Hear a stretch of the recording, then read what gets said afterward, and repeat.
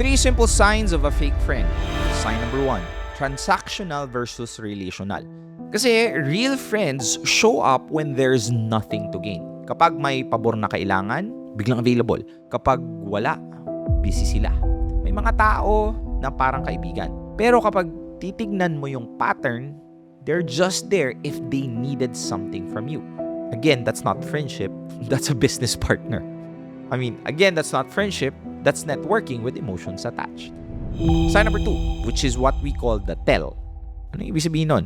Pag ikaw yung may kailangan, lagi silang, ay, sayang, busy ako, or sorry, hindi ko nabasa. Pero kapag sila ang may kailangan, sasabihin na sa'yo, alam ko naman, maiintindihan mo. Notice that. They bank on your understanding while never extending theirs. Sign number 3, they don't celebrate your wins. If you have a major milestone, they don't say anything. Okay, minsan nagko-congrats, pero alam mo, labas sa ilong. The reason is that if you are winning, kasi it means that you are progressing, and most of the time, people don't want to progress faster than them. And here's what you have to do to cut them dramatically. Just stop investing more than they do. Match the energy and see what's left. Real talk. Friendship isn't about kung gaano mo katagal or kakilala yung isang tao. It's about what they do when knowing you costs them something.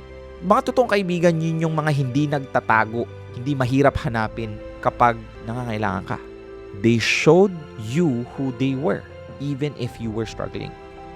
Understand this.